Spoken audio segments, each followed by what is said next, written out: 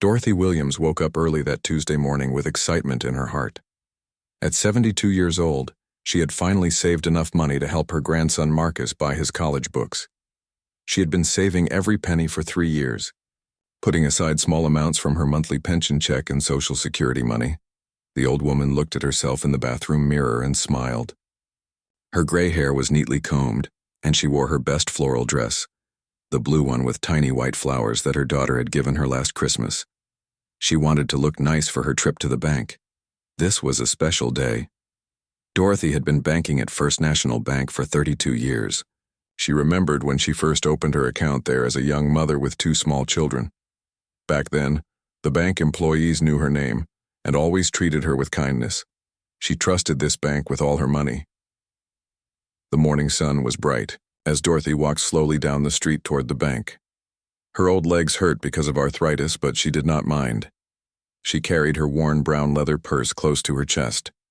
Inside the purse was a folded piece of paper with her account number written in her shaky handwriting. She had written it down 3 times to make sure it was correct. Dorothy also carried a small notebook where she kept track of every dollar she saved. She wrote down each deposit, no matter how small. $5 here, $10 there. Sometimes, she could only save $2 in a whole week. But she never gave up. She knew that small amounts would add up to something big over time.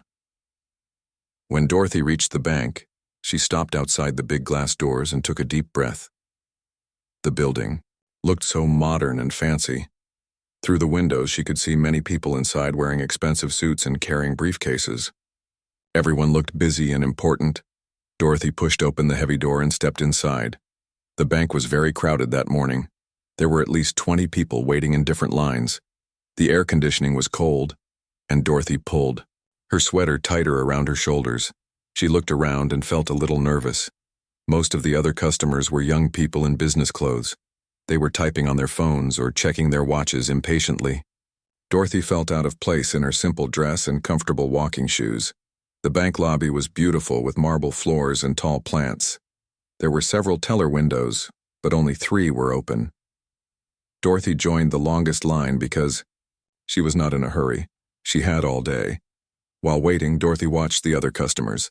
A young man in a dark suit was complaining loudly about having to wait. A woman with perfectly styled hair kept checking her expensive watch. Everyone seemed stressed and angry about the wait. Dorothy was different. She stood patiently thinking about her grandson and how happy he would be when she gave him the money for his books. She remembered how hard he worked in high school to get good grades. Now he was in his 2nd year of college, studying to become a teacher. The line moved very slowly. Dorothy had been waiting for almost 20 minutes when she finally reached the front. The teller was a young woman who looked to be about 25 years old.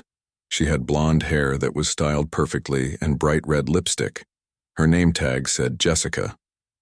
Jessica was busy typing on her computer and did not look up when Dorothy approached the window.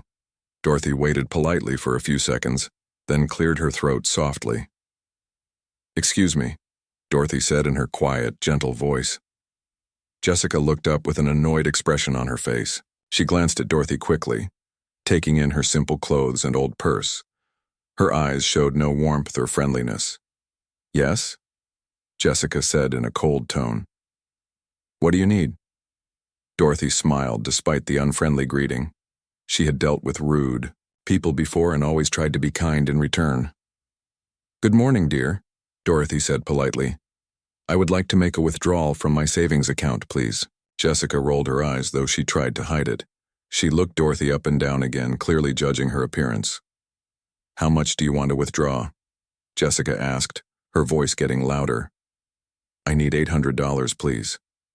Dorothy replied, pulling out her folded paper with the account number. Jessica's eyebrows shot up in surprise. She looked at Dorothy with obvious doubt. $800? Jessica repeated, speaking loud enough for other customers to hear. "Are you sure you have that much money in your account?" Dorothy felt her cheeks grow warm with embarrassment. She could feel other people in the bank starting to look at her. "Yes, I am sure," Dorothy said quietly. "I have been saving this money for 3 years." Jessica made a face that showed she did not believe Dorothy. She took the paper with the account number and typed it into her computer with dramatic, annoyed movements. "I need to see some identification," Jessica said in a voice that suggested Dorothy might be lying about who she was. Dorothy opened her purse and carefully pulled out her driver's license and social security card. Her hands were shaking slightly from nervousness. She placed the cards on the counter. Jessica picked up the identification and examined it closely, as if she expected it to be fake. She held it up to the light and turned it over several times. "This license is pretty old," Jessica said loudly. "Are you sure this is really you?" The question was insulting and unnecessary. The photo on the license clearly showed Dorothy, just a few years younger, but Jessica's loud voice and suspicious tone made it seem like Dorothy was trying to do something wrong. By now, several other customers had stopped their own conversations to watch what was happening. Dorothy could feel their eyes on her, and she heard some whispered comments behind her. "Ma'am, I think you might be confused about how much money you have," Jessica continued, her voice carrying across the bank lobby. "Maybe you should check with a family member before trying to take out such a large amount." Dorothy felt a wave of shame wash over her. She had been treated rudely before, but never like this. Never in a place where she had been a loyal customer for over 30 years. "I am not confused," Dorothy said, trying to keep her voice steady. "I keep very careful records of my money. I know exactly how much I have saved." But Jessica was not listening. She had already decided that this elderly woman was either confused or trying to access money that was not hers. The young teller's attitude was making a simple transaction into a public spectacle. Other customers began to whisper louder, and Dorothy could feel her dignity slipping away with each passing moment. Jessica continued to stare at Dorothy's identification cards with fake concern on her face. She held them up high so other people could see, making it look like there was something wrong with them. "These cards look very worn out," Jessica said, in a loud voice. "How do I know they are real?" Dorothy felt her heart beating faster. She had never been accused of having fake identification before. These were the same cards she had used at this bank many times over the years. "Those are my real cards," Dorothy said, trying to speak clearly. "I have been coming to this bank for over 30 years. You can check my history in your computer." But Jessica was not interested in checking anything. She seemed to enjoy making Dorothy feel bad. She turned to look at the other customers in line, as if asking them to join in judging the old woman. "Ma'am, I think you are confused about your account," Jessica said, speaking to Dorothy like she was a small child. "Old people sometimes forget things. Maybe you should come back with someone younger who can help you understand your finances."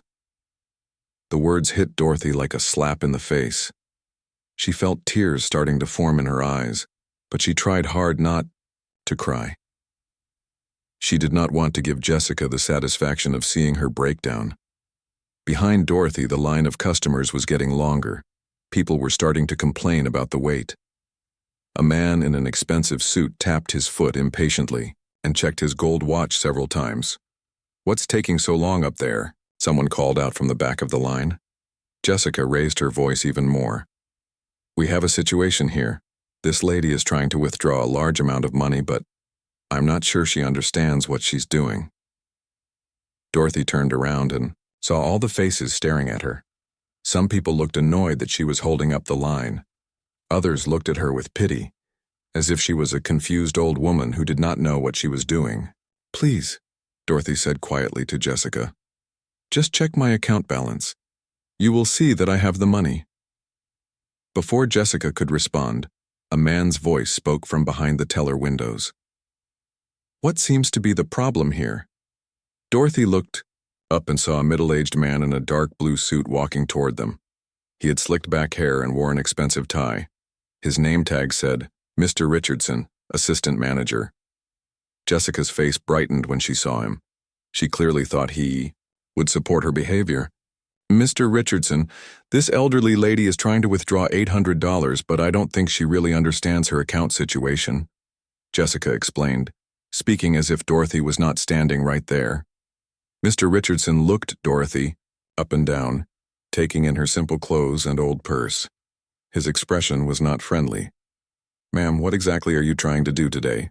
he asked Dorothy in a tone that suggested she was wasting everyone's time. Dorothy took a deep breath and tried to explain again. I want to withdraw $800 from my savings account to help my grandson buy college books. I have been saving this money for 3 years. Mr. Richardson frowned and shook his head. $800 is quite a lot of money. Are you absolutely certain you have that much in your account? Yes, sir, I am certain, Dorothy replied. I keep very careful records of every penny I save. Mr. Richardson whispered something to Jessica, and they both looked at Dorothy with suspicious eyes. Then Mr. Richardson spoke loud enough for everyone in the bank to hear. Ma'am, we have to be very careful with large withdrawals, especially for customers who might be vulnerable, he said, choosing his words carefully but making his meaning clear. Dorothy felt her face burn with shame. He was suggesting that she was too old and confused to handle her own money. I have been banking here for 32 years, Dorothy said, her voice getting stronger despite her embarrassment. I have never had any problems before. Well, things change, Mr. Richardson said coldly. Sometimes elderly customers don't realize when someone else might be taking advantage of them. Are you sure your grandson isn't pressuring you to give him money? The suggestion was insulting and hurtful. Dorothy's grandson was a good boy who worked hard in school and had never asked her for anything. She had offered to help him with his books because she wanted to, not because he had pressured her. My grandson doesn't even know I'm here today, Dorothy said. This is my surprise for him. But Mr. Richardson was not listening. He had already decided that Dorothy was either confused or being tricked by someone else. Ma'am, I think we need to follow our safety protocols here, he announced loudly. We have procedures to protect our elderly customers from making financial mistakes. By now, almost everyone in the bank was watching the scene. Some people had taken out their phones and were pointing them in Dorothy's direction. Dorothy wondered if they were taking pictures or recording videos of her humiliation. A woman near the back of the line whispered to her friend, Poor old thing. She probably has dementia and doesn't know what she's doing. Another customer shook his head and said, This is why old people shouldn't handle their own money anymore. Dorothy heard these comments and felt completely alone. These strangers were judging her without knowing anything about her life or her abilities. Mr. Richardson continued to speak about Dorothy as if she could not hear him. We see this kind of thing all the time. Elderly customers who think they have more money than they actually do, or who are being manipulated by family members. I am not being manipulated, Dorothy said firmly, finding her voice despite her fear.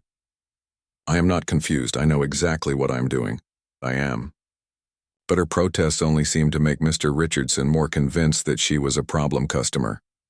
Ma'am, I'm going to need you to provide additional documentation, he said. And I think we should call someone from your family to come down here and help you understand the situation. Dorothy felt trapped and helpless. What had started as a simple banking transaction was turning into a nightmare. She clutched her purse tighter and wondered if she should just leave and try another bank. But she had been a loyal customer here for over 30 years. This was her bank. She should not have to go somewhere else just because these employees were treating her badly. The situation was getting worse by the minute, and Dorothy could see no way out. Mr. Richardson looked around the crowded bank lobby and made a decision that would make Dorothy's situation even worse. He raised his hand and waved toward the security desk near the front entrance. Security, we need some assistance over here, he called out in a voice that everyone could hear clearly. Dorothy's heart sank when she heard those words. Security meant trouble. Security meant that she was being treated like a criminal. In all her 72 years, she had never had security called on her for anything. A large man in a dark blue uniform started walking toward them. His name tag said, Officer Mike, and he had a serious expression on his face. He was much taller than Dorothy, and looked very intimidating as he approached the teller window. The other customers in the bank immediately stepped back when they saw the security guard coming. They created a wide circle around Dorothy, as if they were afraid to get too close to whatever trouble she might be causing. Dorothy felt like she was standing on a stage with bright lights shining on her. Everyone was staring, and she had nowhere to hide. Her hands were shaking as she held her purse, and she could feel sweat on her forehead despite the cold air conditioning. What's the problem here? Officer Mike asked Mr. Richardson, completely, ignoring Dorothy as if she was not important enough to speak to directly. Mr. Richardson pointed at Dorothy and spoke in a voice loud enough for half the bank to hear. This elderly customer is trying to make a large withdrawal, but we have concerns about her mental capacity to make financial decisions. Dorothy gasped when she heard those words. Mental capacity. They were saying she was crazy or too stupid to handle her own money. The insult cut deep into her heart. I am not crazy, Dorothy said, her voice getting stronger with anger. There is nothing wrong with my mind. I just want to withdraw my own money from my own account. But Officer Mike was not interested in hearing her side of the story. He looked at her with suspicious eyes, as if she was a troublemaker who needed to be watched carefully. Ma'am, you need to calm down, Officer Mike said in a stern voice. Getting upset will not help your situation. Dorothy was not upset when she arrived at the bank. She had been happy and excited, but after 30 minutes of being treated like a criminal, anyone would be upset. More customers continued to arrive at the bank, and they all stopped to watch the scene unfolding near the teller windows.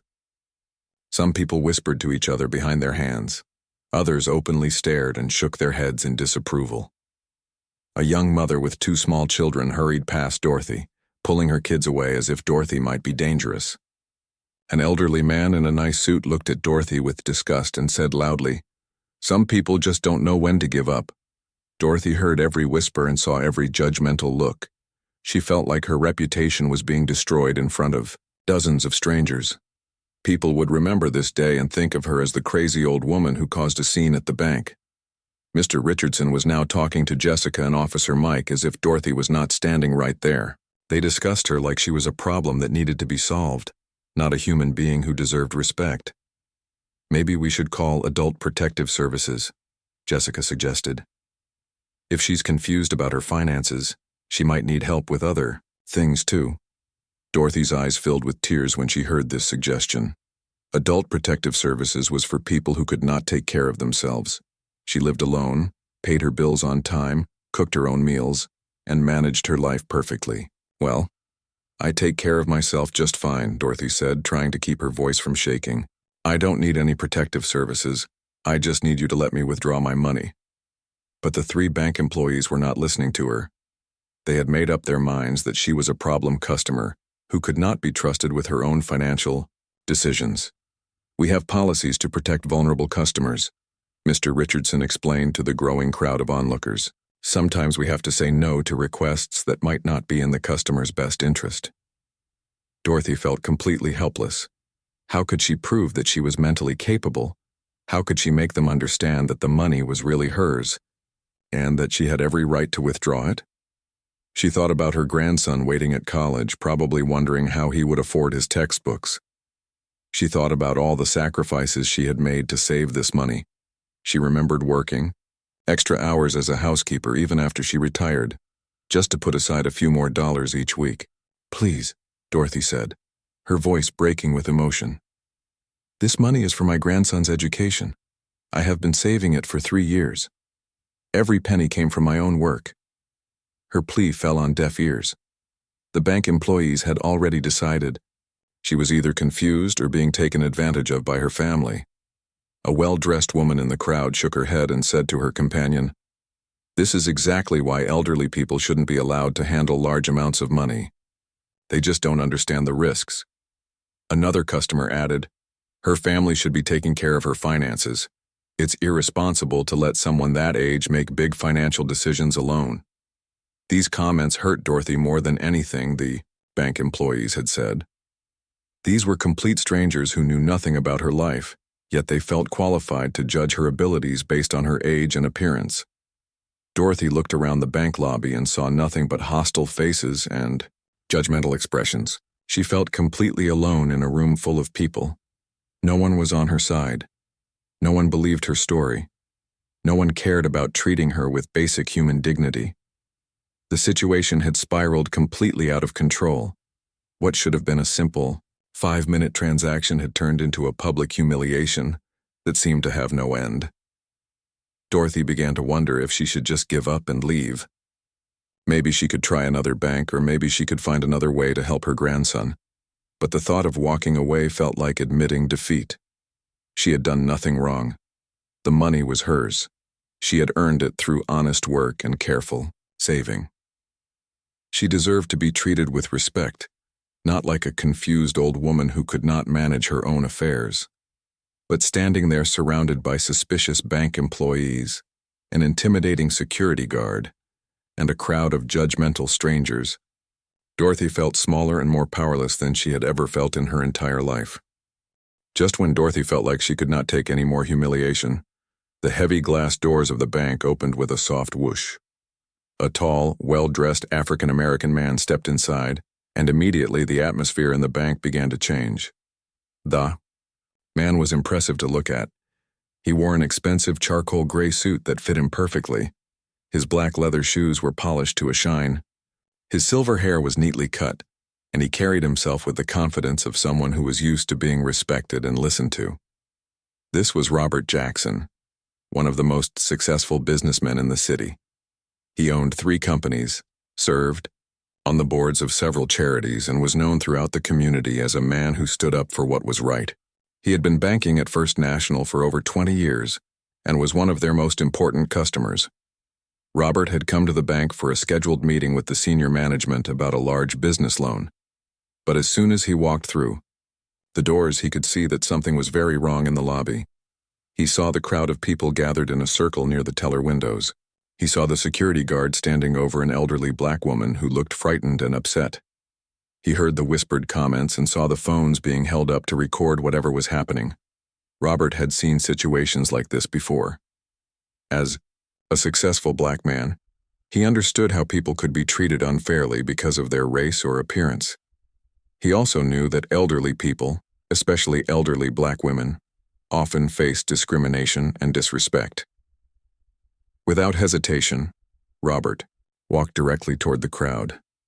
His presence was so commanding that people automatically stepped aside to let him through. He moved with purpose and authority, and everyone could tell that he was someone important. "Excuse me," Robert said in a clear, strong voice as he approached the teller window. "What exactly is happening here?" Mr. Richardson looked up and immediately recognized Robert Jackson. His face went pale when he realized that one of the bank's most valuable customers was witnessing the scene they had created. "Mr. Jackson," Mr. Richardson stammered, suddenly looking very nervous. "We were just handling a customer service issue." Robert looked at Dorothy, who was still clutching her purse and trying to hold back tears. Then he looked at the security guard, the rude teller Jessica, and the crowd of onlookers with their phones. "I see," Robert said calmly. "And what kind of customer service issue requires security and draws this kind of crowd?" Jessica tried to explain, but her voice was much quieter now than it had been when she was bullying Dorothy. "This elderly customer wanted to make a large withdrawal, but we had concerns about her ability to make sound financial decisions." Robert raised one eyebrow and looked directly at Jessica. "I see. And you determined her mental capacity, how exactly? Are you a doctor? Or a psychologist?" Jessica's face turned red. She had no answer for that question. Robert then turned to Dorothy and spoke to her with the respect and kindness that the bank employees had failed to show. "Ma'am, my name is Robert Jackson," he said, extending his hand to her. "Would you mind telling me what you're trying to do here today?" Dorothy was surprised by his polite manner. After an hour of being treated rudely, his kindness almost made her cry with relief. "I just want to withdraw $800 from my savings account to buy college books for my grandson," Dorothy explained, her voice shaky but growing stronger. "I've been saving this money for 3 years. Robert nodded thoughtfully. "That sounds like a wonderful way to help your grandson with his education. How long have you been banking here?" 32 years, Dorothy replied. "I've never had any problems before today." Robert turned back to Mr. Richardson and his expression became more serious. "So let me understand this correctly. Mrs. Williams," Dorothy said. "Mrs. Williams has been a loyal customer here for over 30 years. She wants to withdraw her own money from her own account for a perfectly reasonable purpose. And you're Response was to call security and suggest she might be mentally incompetent. Mr. Richardson was sweating now. He could see that Robert Jackson was not pleased with how Dorothy had been treated, and everyone in the bank knew that Mr. Jackson's opinion carried a lot of weight. We were just following our procedures for protecting elderly customers, Mr. Richardson said weakly. Your procedures? Robert asked, his voice getting a little louder. Show me where in your procedures it says you should humiliate a customer in front of a crowd of people. The crowd that had gathered to watch Dorothy's humiliation was now watching. Robert, defend her. Some people were putting their phones away, looking embarrassed about their behavior.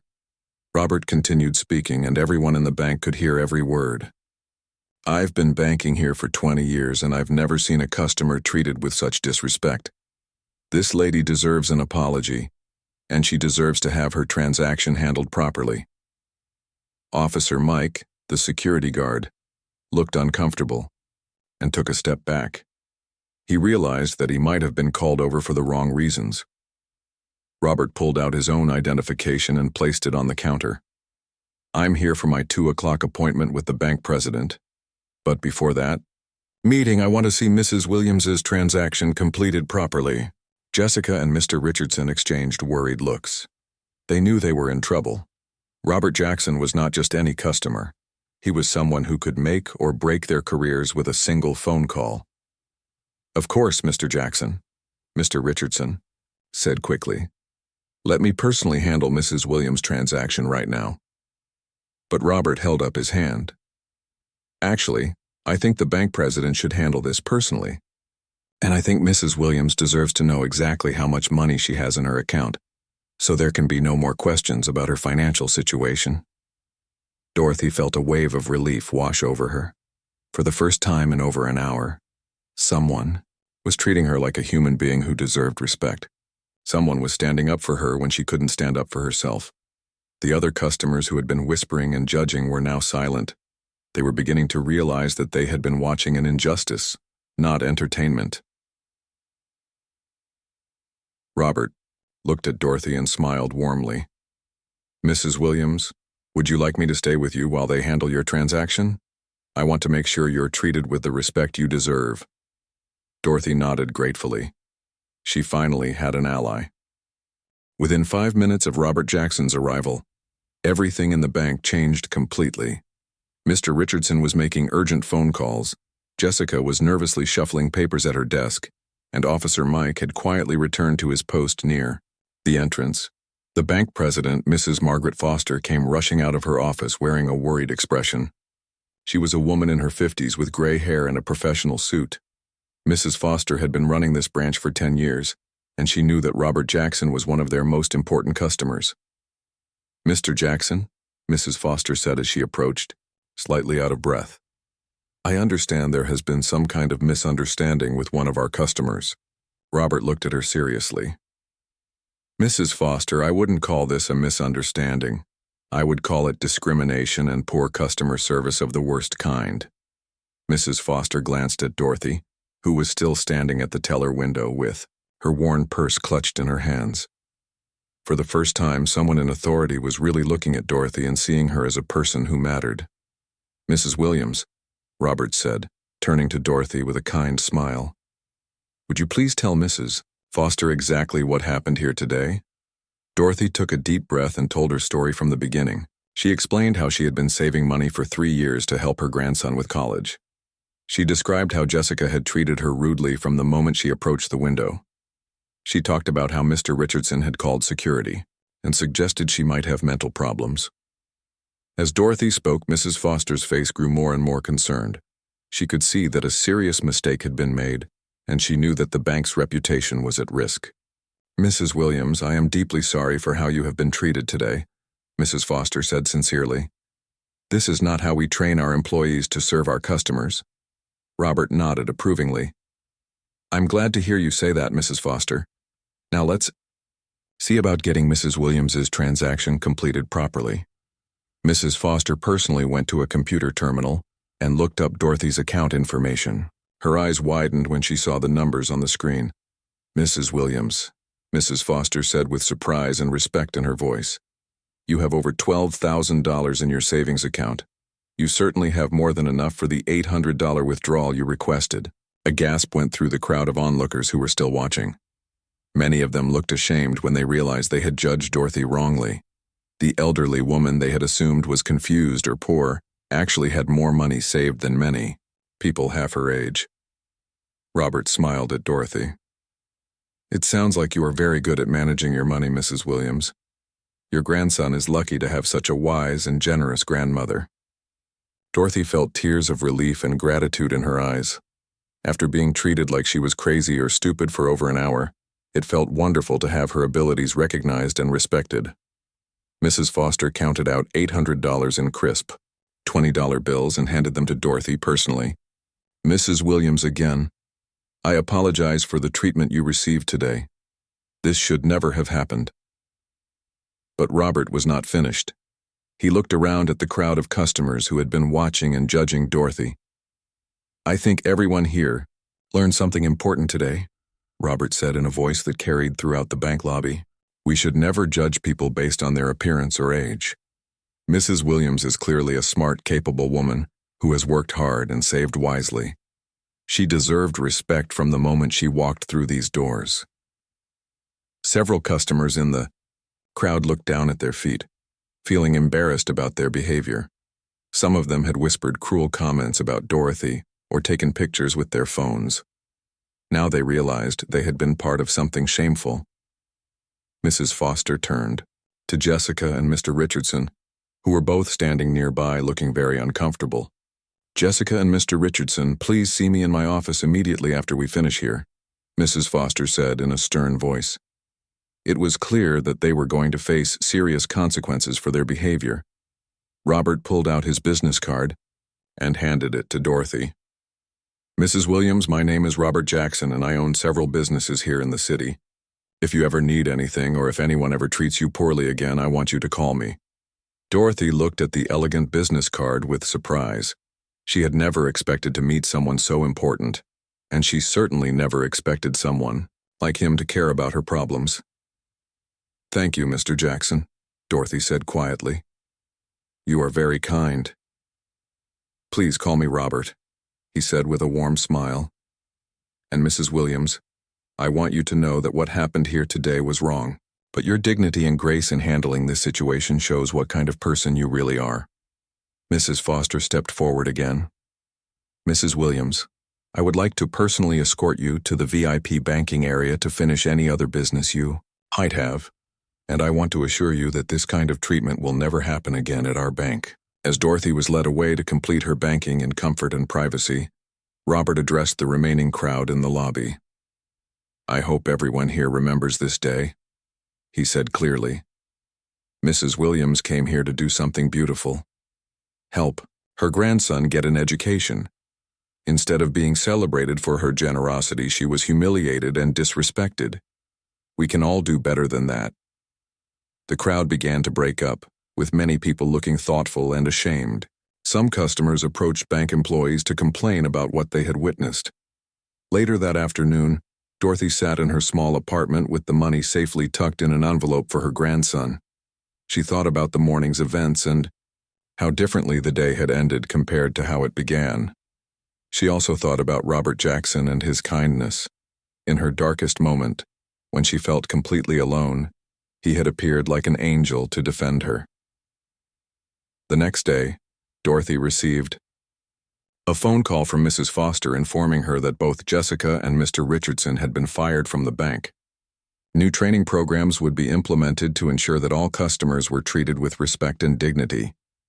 Dorothy also received a beautiful bouquet of flowers from Robert Jackson with a note that said, "Thank you for showing me what real strength and grace look like."